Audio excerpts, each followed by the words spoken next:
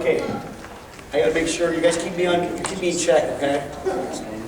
Okay, we're gonna talk about, we've been doing some real cool stuff. And you guys saw that picture. I already explained that to the group. But this is very, very pivotal about understanding the ecosystem processes so we can get ecosystem services. Okay? I think all of us should understand how important these cycles are. Saw that. Now I want you to notice that temperature difference when you have vegetation versus non-vegetation. Somebody will say, well, what's 10 degrees, 20 degrees? It is huge. One thing we want to understand is when you start getting soil temperatures over 113 degrees, you start enzymes in the soil. 113 degrees, those are catalysts. Okay, now, this is an overgrazed pasture. That's what I was telling you about the scabs. This field right here was continually grazed. One of the things I tell when I talk about soils and about these ecosystems, they can handle acute stress, just like your body can handle lifting weights until you find you can't do that last push-up or pull-up or whatever. You handle those acute stresses, then you give it recovery time. Well, ecosystems are the same. It can handle acute stresses, but it cannot handle chronic stresses. Continually grazing, continually doing the tillage, continually putting the fungicides, finally the system collapses. So you can't do that, and then this is one of those indicators where it's telling you you're doing too much disturbance. When you have this kind of system, not only you diminish fungal spores. See, a lot of times when I talk to grazers, one of the things they focus so much, in fact, I'm not going to tell you who the grazer was in one of our NRCS. He says, well, I want to do a condition, I want to do a card so you can visually go through and then quickly assess where your pasture is. And I said to him, well, did you make sure you have the Rick-Haney test in there? So that you can give it numerical values and you can get it back, and then you say, okay, this is, because he's worried if we put too much lagoons in these pastures, it may affect the quality of the feed. Okay? I said, look, you got to approach from a holistic, you got to address the soil, everything, from the micro herd to the herd at the top, or you're going to miss the mark. So that's what's been hurting us for a long time. See, when you do that, you overgraze, you increase soil temperature, you diminish the habitat for the soil engineers, and then guess what happens? You're going to have to come back and buy chemical fertilizer to come and get your pastures back. I had one lady, because of our class, sell cows. She says, I'm overgrazing. I'm taking too much. We take too much carbon from these systems and we're not giving back enough. Now, this is the model I prefer to choose that we need to emulate our grass systems. I know we have how many grazing specialists do we have in here? One, okay. One of the things about grazing specialists and range cons, they're extremely good when it comes to animal performance, and they know their plants. You cannot get an argument with them because they know plants left and right. They know which one does, but they are extremely, in general, very poor for soil ecology. They almost stop right there, and then they don't go to the bottom. If I don't make that micro herd happy, I can't take care of the herd at the top. The way that that's why I like this biomimicry, and buffalo is the way to go. And that's why we're getting such incredible changes in our pastures. One of the things we're doing is we're grouping these cows anywhere from 200 to 500,000 pounds to the acre. Say we have a 1,000-pound cow, we're putting 100, 200 cows in an acre. And we're grouping them very, very tightly because we want this kind of herd impact. It stimulates aggressive grazing. Then you don't have this body, they won't eat that weed, they won't eat that weed. But when you group them together, they become this amoebas. They become what they're supposed to be, genetically supposed to be, giant herbivores. And they become extremely aggressive. That's what they are. They're not pets. We have this habit that we want to make them a pet. If you think that way, you're going to go broke. You've got to make the ends meet at the ear. You cannot be putting all these inputs. So I want aggressive, and also, by the way, mob grazing works on humans, by the way. I'll give you an example. My daughter's going to be a lieutenant in the next month. She's going to graduate from college. Let me tell you, very picky eater. 4 years of military, she eats everything. you grew up in a family of 5, you eat everything, no selectivity. I hate liver, catch it, you eat, you go hungry. It's amazing what happens when these animals are grouped tightly. All of a sudden, they'll start eating the weeds. You got this, I want this garbage stomped into the ground. What I think is that's happening is, and I've been observing, I'm not just observing, I got a farmer in Pennsylvania, he's doing mob grazing with dairy cows. His organic matter went up 0.5% on his pasture. To go up 0.5% organic matter in pasture is huge. I cannot stress how huge that is to move just 0.5%. We want to stimulate biogeochemical cycling, but not at the expense of the animal performance. Because this type of grazing is for only people that know how to graze. This is college grazing. This is not for beginner grazers. You got to work your way towards it, okay? Now let me give you an example. Mark Brownlee. You know Doug Peterson, right, from Missouri? This is the person you need to bring up here to come and give a talk. He's the soil health specialist, and he's also a mob grazer, one of the most respected grazers in the country. Excellent soil health specialist. He's taught me a lot about grazing. He's got 1,000 acres, and he does it. Okay? He's bring him up here. He taught Mark Brownlee. He says, this is part of his PowerPoint, stock density is the most powerful tool. The cows are a tool. Okay? What is density? This is what we're talking about when we're talking about density. Some people call mid grazing 50,000 above, high stock 50 to 250, ultra high stock density 250,000 pounds. I have a new term for all this. I like to use the word adaptive grazing.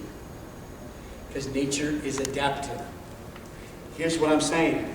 Sometimes I want to do big, sometimes I want to do high stock, sometimes I want to do ultra high stock. Sometimes I want to go on vacation, I'm going to give the cows a little bit more room, and I'm going to go on vacation. I want to adapt to my life, I want to adapt to the environment, I want to adapt to everything. Adaptive management, adaptive grazing. Nature is adaptive, she uses adaptive energy. You should adapt to the ecosystem. That's why I don't like the word, see people use the word time for say we're going to put them in this time and this time and this time in a paddock. I don't like that. I prefer recovery. Let's say you put 40 days. I'm going to follow 40 days, but what if you're in a drought? See, it's better to focus on the ecosystem, watch, observe, and adapt. And that's why I like adaptive grazing. Look at this right here. That is from right here to here. Scott Phillips is one of the managers that did this. This happened in Texas. Do you know how much time happened from here to here? Anybody can guess? An hour? What do you think? I don't know how much. 20 minutes. Yeah, that's where I was going. 20 minutes. Now think about this. When I have that kind of stock density, I have excellent uniformity of manure displacement. And you're priming my soil microbes. If you have a cow pie here and then one at the end of the door, you cannot prime the soil biology. Isn't it interesting how the whole ecosystem was designed? They had predators, they grouped up. The buffalo were always grouped up very tightly because of predators. But the uniform, and they came back in a whole year. Plenty of recovery. Excellent. That's what we're talking about. Look at Doug Peterson's place. We are grazing grass that high now. We will have 30 to 90-day recoveries depending on your environment. Now, how many of you have read the book Holistic Management by Alan Savory? I definitely recommend that book because that book changed me. How I look at all of agriculture. It helped peel all the reductionist science from me. That was the first book that I read. Had a big impact on me.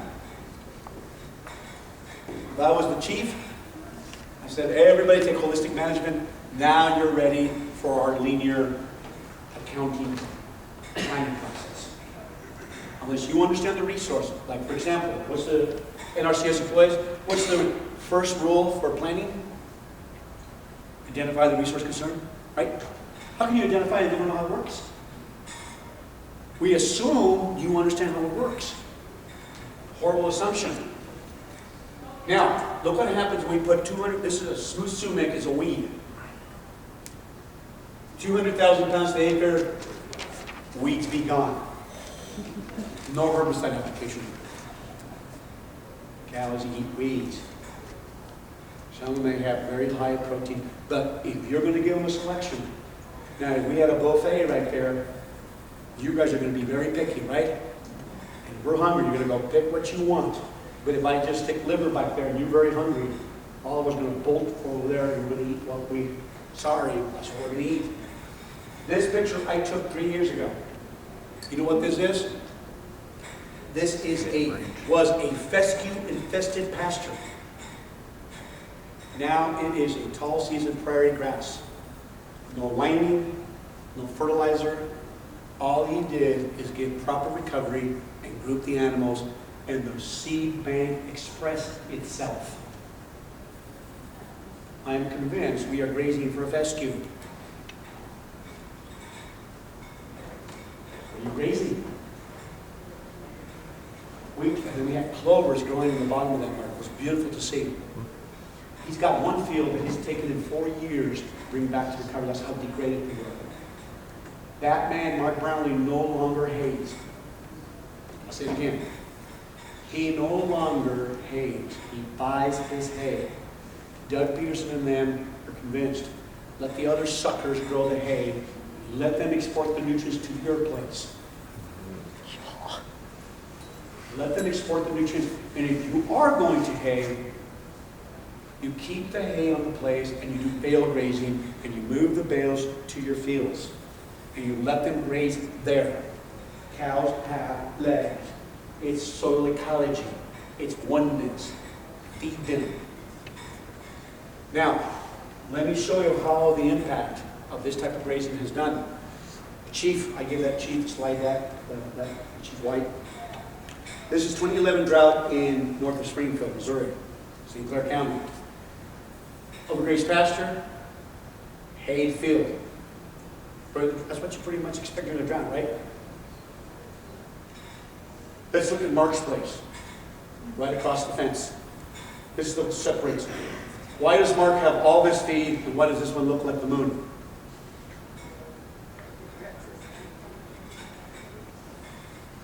Folks, I am convinced we create a lot of our own droughts.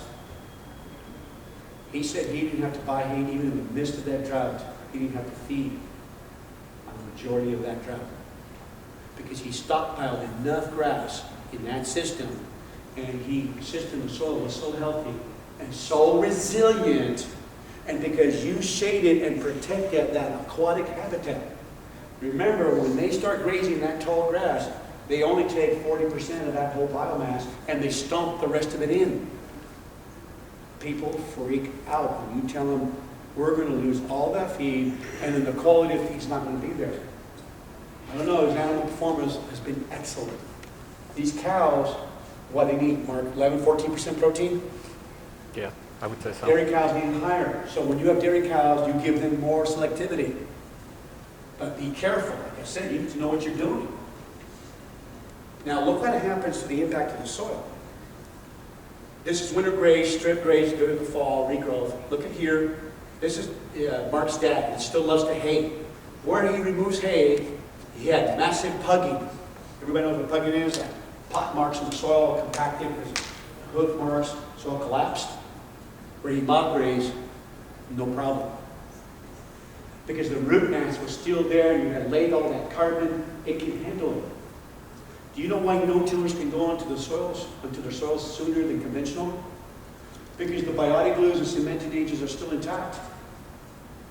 Conventional soils will collapse. They can't handle the weight. There's no structure. Same thing here. You took too much carbon. Some people say, well, Ray, we don't have 500 cows, we don't have 700 cows. Well, this is Doug Peterson's. Now, for Doug Peterson to put you on his PowerPoint, he has to be really impressed with you. He doesn't impress very easy. This is Tom Middlecheck, mob grazing, ultra high stock grazing, 2 cows, on 5 acres. It's not number. Density. It's the density. It's the understanding you do the holistic system all together, not one piece, all of it. This is what we're doing now. We're doing, that is cropland, ladies and gentlemen, in North Dakota. So we take them off the range, we put them in the cropland. That's why Gabe can grow corn $1.10 a bushel. He does the multi-species cover crops. He gets 3.1 pounds a day on the mixes. He grazes half, leaves it, and moves it to the next. Now this man has enough acreage, he can just let the cows, he's got about 300 cows. But he's got 4,000 acres of rangeland and 2,000 cropping. He doesn't do that. He grows it that tight. Look at the manure distribution. And then when I have a cow pie here, a cow pie here, I have nitrogen of the urine. It could be anywhere from 100, 300 pounds of N, depending on what they eat. So I need my soil. See, the soil, then Mark calls me one summer and says, Ray, I got it. I say, what did you get, Mark? He's so excited. It's about the soil, isn't it? It's about all of it, Mark. It's all connected. Don't separate things. Now, why do I want mob grazing? Because I want to see this. When you mob graze, you're going to have this.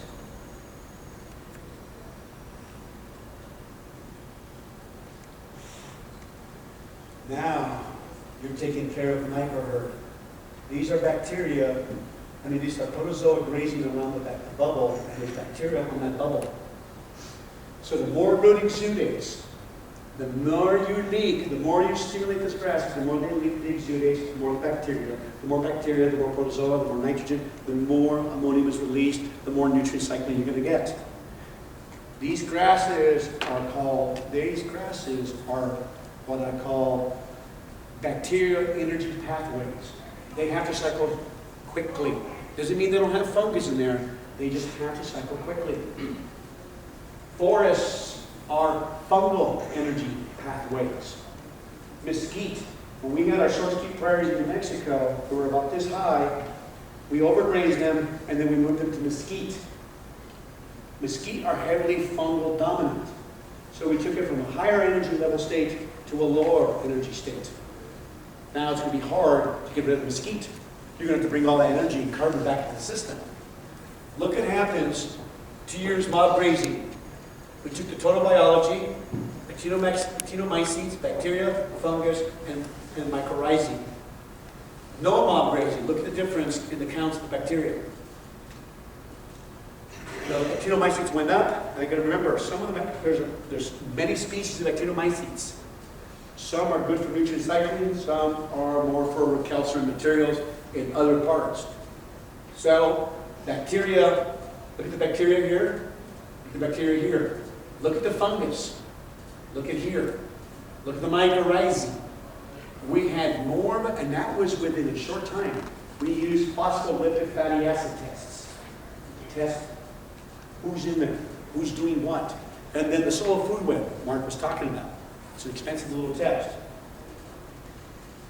Look at here in Texas. You see that young man here is an agronomist? He went to North Dakota. You see a common thread, all of us hanging around in North Dakota? We took that young man to North Dakota. He went up there. He learned about multi-species cover crops, went back to the experiment station, and they planted a multi-species cover crop. Here's what the typical thing they've done before. They would have Bermuda pastures, and then they would plant oats into them. They came back, with Bermuda went into a dormant stage in the summer. They came and planted multi-species cover crops. They went up from 2,000 pounds of biomass to 5,500 pounds of biomass when we did multi-species mixes versus the typical oat single monoculture species. Now, it's interesting. Here's where the oats are. Look where the cows are hanging out with the multi-species cover crop. Where are they going to go? To the buffet. Here's where we learn, this is the man, these are the two catalysts for the soil health of the nation. This is a DC, ladies and gentlemen, that not only does he have all the planning, but he helps run the Mimicking farm. Plus, when he has a workshop, 500 people come from all over the country to come to his workshop. He's a district conservationist. It's him and the district are phenomenal as a partnership. They bought, the district borrowed money and bought a 150-acre farm, soil health demonstration farm. What do we need in Michigan? Soil health farms. So farmers can come and see and learn. It is driven by the farmer. This area is harsh. If they can make it work there, they can make it work anywhere. Look at Gabe Brown's place. You know what that is, guys? Those are cows. Cattle, yeah. Do you see little barns for them? Little jacuzzi. It's like Joe Sullivan says, let the cows express their cowness. Let them be what they are. They say, well, don't you worry about them dying. You only improve the genetic pool, Gabe says. They only die once.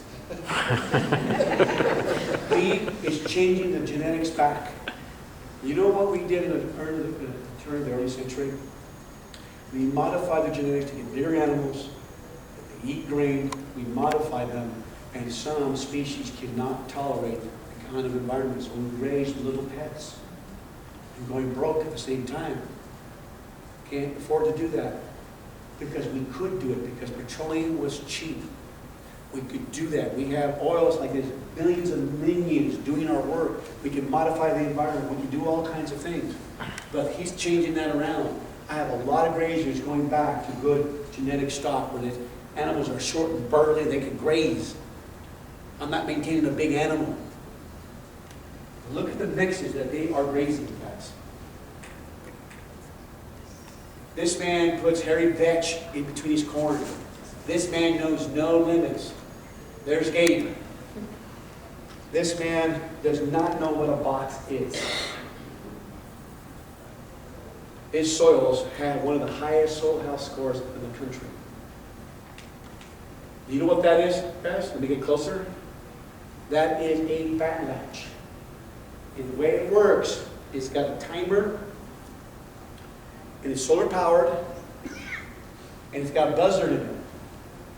So when the timer goes off, the fat latch releases, a bunch of hot water flies open, the cows move to the next paddock by themselves.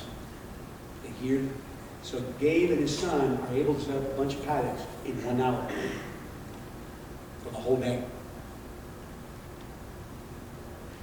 Their herds are so healthy now, no ivermectin.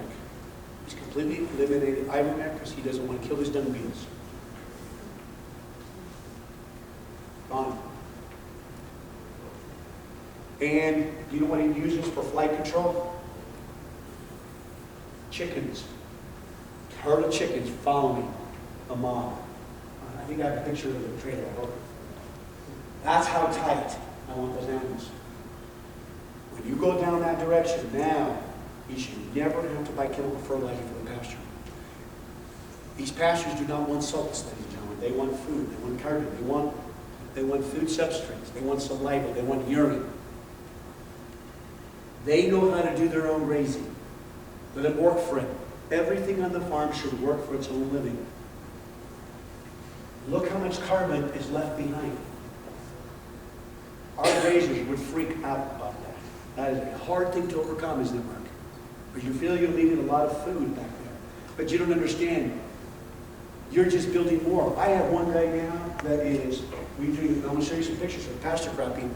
He's running 170 cows with 171 acres. He had to feed hay for 1 month because we ran out of rain. If you want to run out of rain, he said, we would have made the balance. We'll show you how he's doing it. Look at the carbon that's left behind.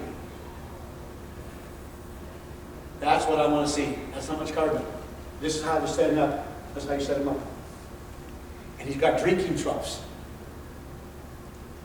And he's got an underground pipeline. And we set it up, and they move the cows. There's the chicken trailer.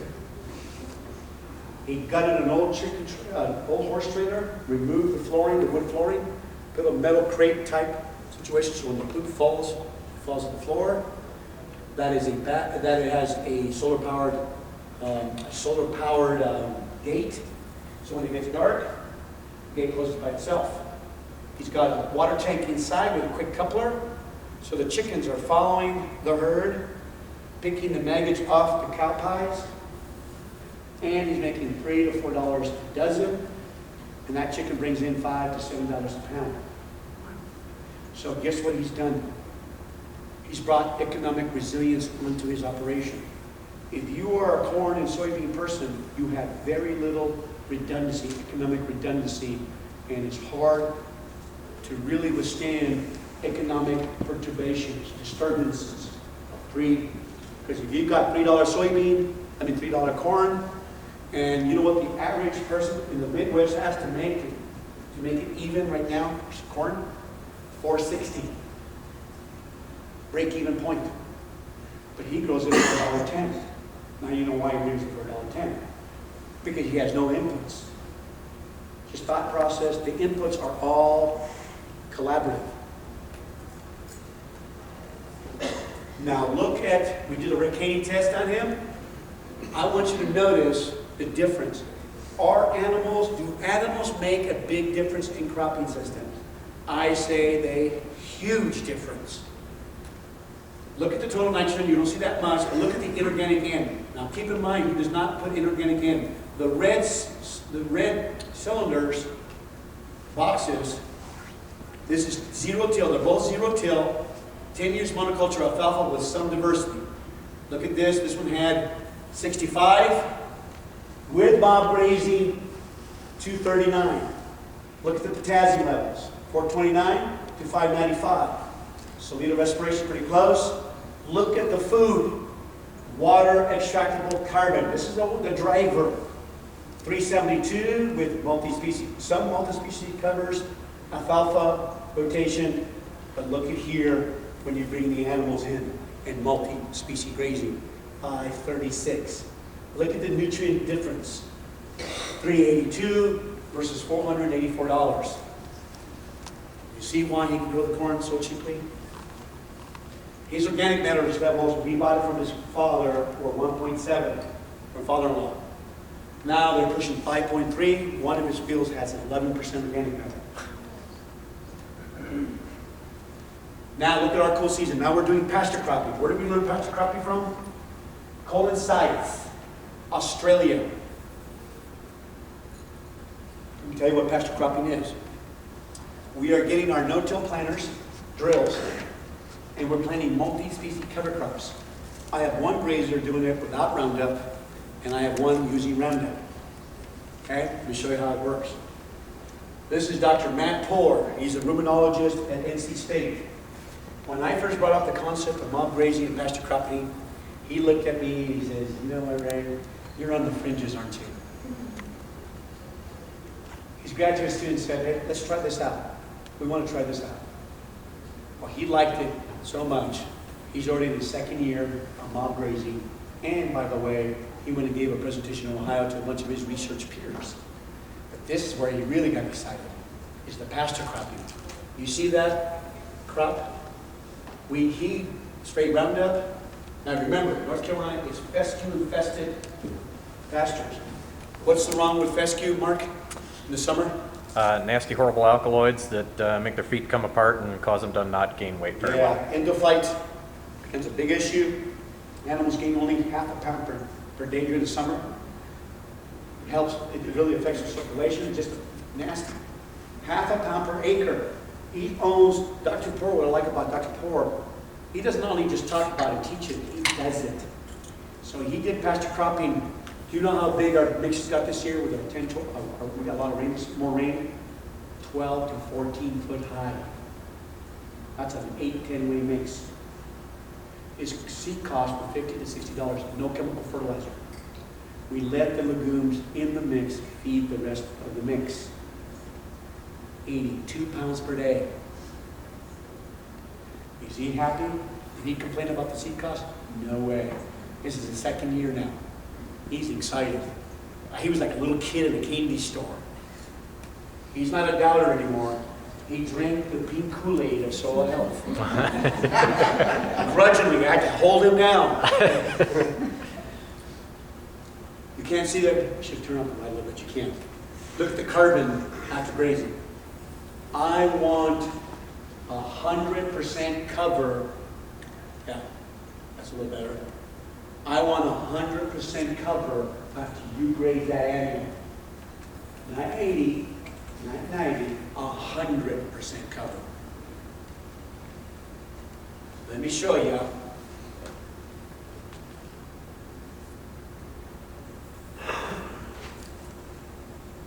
This is a new, that is the new strip that we're opening up to now. That's an 8 or 10 way mix that was planted into a fescue stand with no herbicide. Ray, do they have to do any training with the livestock to encourage them to graze taller plants, or is it not an issue? Oh man, they got freaked. In fact, what they had to do is they had to run the mower, not on this one, but on Matt's. They had to come with a mower and run a strip on the side because they got scared. It was so high they went over. Goodness. But here's what we're going to do. We need to do some tweaking and modifying. We need to get some more. In fact, I would lessen the amount of Sudan grass and go more to BMR corn, grazing corn, in the mix. But other than that, they loved it. I mean, they go, yeah, baby, look at them. And look how much biomass they left behind. This is very cool, isn't it? And when I first brought this up, Dr. Green, see, again, our grazers were looking from everything from the top, but they forgot to look at the hole. So when you start looking at holes, there's no parameters.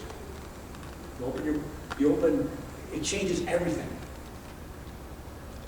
We are not grazing sheep at the Mimicking farm. Jay is.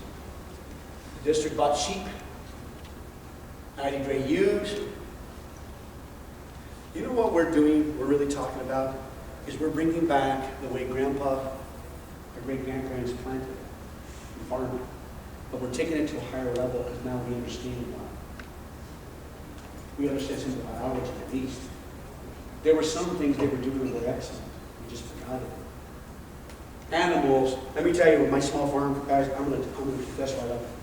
I didn't want animals in my operation. I just wanted to farm. It was wrong. My wife and I want to farm again. We're bringing animals. I don't think you can make organic no-till work without animals. They're my weed control. And you never have a crop failure because they eat it. It's beautiful. I mean, it's just a beautiful system. Look at that. 10,421 pounds per acre with an area of 16-inch precept. Most of it comes in the snow. So when I take people to North Dakota, they can make it work there. What's our excuse here? What's our excuse in North Carolina? Well, we have longer growing seasons. I told the people in California, you guys can grow stuff almost all year round in that Mediterranean clover. I mean, the Mediterranean climate. You got water in some places. How much time do we have? About 10 minutes. Okay, I think I can get this in 10 minutes. Here's where we started learning here, folks.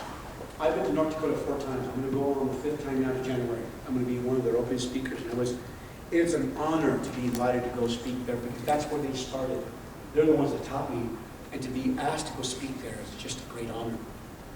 And these are the Marley Richters. These are the district directors. The directors, the partnership, the DC, that man has such incredible leadership. It's just, there's so much synergy going on. And that's what was intended when the district interface was intended to set up, is this beautiful facilitation and harmony working together. It's not always the case. These guys have a dairy, feedlot, beef, cow, cash, grain operation. Remember, 16-inch precept. So when farmers and operators walk when producers walk into the burning district, the first thing they're going to ask you in that office, what is your resource concerns? And it's interesting, the engineer and everybody work together in the planning process. We don't keep them isolated. Holistic management. Do you know what changed Jay Pure? Alan Savory's holistic management book. He almost left the agency. He almost left the agency. Lucky, I'm so glad he did not. He stayed. But Alan's has impacted a lot of people, and some people he found really ticked. But that's just the way things are. Diversity, soil, and meta-nutrient cycling, that's what their resource issues were. This is what the cost of the mix was when I'm going to show you on this case study. $20. Cover crop seed has doubled in some cases. I can honestly say that we've been responsible for it. Because farmers are catching up. Look at that mix. Millet, cowpeas, look at they have legumes in them. Now, what they did is they isolated three fields. In one field, they could use cover crop, no manure. The middle field, no cover crop, manure. No cover crop, no manure. Look at the herbicide applications they put. They weighed the calves. Starting weight was 580 pounds. They turned out 141 pair. On this day, they took them out. 17-day grace period. They go through they believe in a dual feeding system. You feed the microbes and you feed the top. Bottom and the top are connected. You got to take care of the micro herd and the top herd. They don't take more than 50% of that cover out of it. The cows graze on that. Millet, that's the first preference. Then they went to the millet leaves. Then they went to the soybean, cowpea, and sunflower. Then the brassica. And then their last selection was that. Is that a good analysis of that mix, of the fecal matter coming out of that mix? Mark? Well, given that they ate at different times, there might be some differences over time, I would say. I think it's pretty good crude protein on that. Oh, you mean, yeah. I don't know if I'd eat it. That's the analysis, I'm sorry.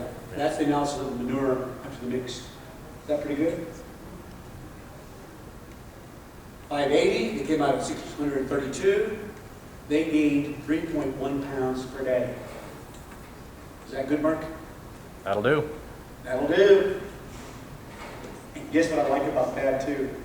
They used the mix and they planted no-till corn right into it. There's the fields. It was interesting where they had the mix and where they did not have the mix. Look at the spring weeds. Where they had cover crop with the mix, no spring weeds. The cover crop act like an idiopathic herbicide. Save $12 to $15 on herbicide application. Then we got the NRCS bucket truck, the probe truck, and they bore down, find out how much water capacity. Because one of the biggest things they're talking about is, well, how much water does the cover crops use? And so, cover crops, where they did the cover crops, look at the profile. This is it's a fine sandy loam. And the cover crop, 307 in the profile, no cover crop, 311. So the difference between having no cover crop and cover crop, that's how much water. Is that a huge, significant amount? Not much, is it? Now, do I say that cover crops do not use water? That's not what I'm saying. We know now, you probably want to write this down, there's a paper called the Stress Gradient Hypothesis. It was a great analysis done of all kinds of plant communities all over the world. The researcher from Brown University has said that when plant communities are under stress, they do not compete. They facilitate. I'll say that again. When plant communities are under stress, they do not compete, they facilitate. Mycorrhizal relationships, shading. Now think of it. If really under stressful conditions, why do our forests and prairies still survive?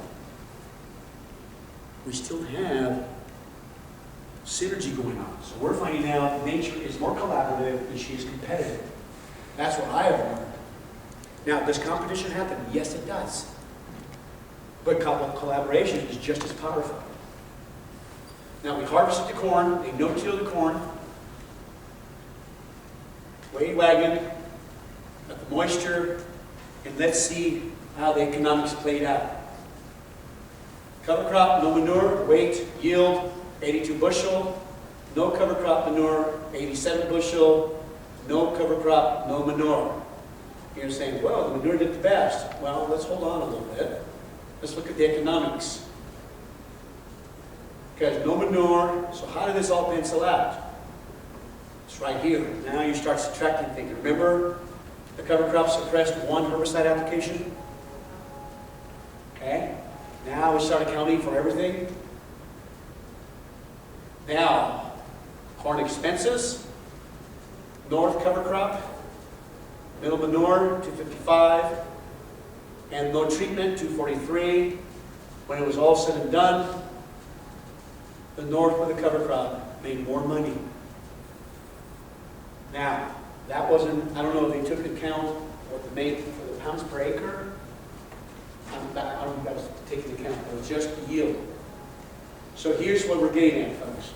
If we integrate our cropping and our grazing systems, I think soil health would be priceless. We build soil biology, we get all the inputs, we integrate all of it together, we build better pastures, bring animal health, we can do all of it. I think this is the direction that I see more farmers heading to. I never thought this would happen, but this is happening. And in this case, the mob does know best. And so, any questions, guys? This one. If you were to have a livestock system that was closed, they produced all their own feed, and they had to store feed for the winter, how would you hay? Would you circulate all your animals and then clip periodically, or would you have one area that you're cutting for your hay and then import that to your pastures? Now, one of the things I would do is like, okay, I would be using stockpiling, but if I had a hay and I need to hay some, I would take some of my hay, but I would feed the hay out in the fields. That's what I'd be doing. I want to make sure my nutrients get dispersed all over the area. Because like for Mark Brown, that's what he started doing. So, but he also stockpiles. So it means by stockpiling, you leave the grass standing so that you have enough. The whole goal is to get away from hay completely. And that's what, because let me tell you, when I first met Bart, he was an absolute, when I met him 3 or 4 years ago, he was almost in tears. I mean, when he got emotional because he says, my sons were leaving, went to college, I was paying $4 diesel. He wasn't making it. Now he's making it. He doesn't even turn the machine on anymore, hardly. So I don't think he's even using his hay machine, period. He's just buying the input, the hay. Because he now only buys hay for 1 month now. In one winter, he only feeds 1 month out of the whole year. So he buys it. So it's cheaper for him to even buy than even turn the equipment on. So what we're saying is that you got to find that balance, what you want to do with that system, and you integrate it. So what we're saying is, the less you turn that diesel-powered machine, now here's my ultimate integration that I want to do, is when you buy a tractor in Europe, you can buy a tractor that runs right off diesel, vegetable oil. See, the diesel engine was invented by Dr. Diesel to run on peanut oil. So if you're running the combine off your rotation, because you can grow sunflower, soybean, and you can run the oil. Now you're tying all the carbon loops, and you're tying all the nutrients, and the only thing you're selling is protein like eggs and meat. You tied the circle together. So you can buy a tractor in Europe that runs right on vegetable oil. My truck, I have a diesel crew cab. The reason I bought it is because I want to do that. I can run my truck, I can run my pivot off my rotation. And then I can pasture crop. You see where you bring all these things together? then you have freedom. You are not dependent on no one. That's where we're going with this. Your whole system is driven by your microbes. But you got to use new carbon, not ancient carbon. The way we're going to save money and make money for the 21st century is wean ourselves from ancient carbon called diesel and oil. Pesticides are made by oil. Chemical fertilizer takes copious amounts of natural gas to make ancient carbon. So farming for the 21st century is going to be new carbon. See where we're going with this? And so that's why we're so excited. And then the food quality is, now guess what we're doing now? We're going to be sampling food quality with our systems. We're sampling the density of nutrient density. We did a sample on the corn, on Dave Brand's corn last year. Where we applied chemical fertilizer, the protein content went down to 7%. Where we only used multi-species cover crops, the protein content was 9% and no chemical fertilizer. Why? How did the protein content go down when you put nitrogen out there? Anybody have a guess back there? It should go up, shouldn't it? Nitrogen and protein are correlated, are they not? Usable form? Not something like that. We feel you've hurt the enzymes. You've hurt the soil biology. You have to be careful with salts. Careful with salts on the healthy soil. See, remember, when you have a non-functioning soil that's heavily tilled, it's a bacteria-dominant system. You're bringing all the nutrients to it. You're bringing everything to it. You replaced the microbes. That's what you tentatively did. You have a bacteria-dominant system. Right? Okay, we're done. Thank you, guys. Yep. You can catch Ray again in the morning. First thing, we're going to see.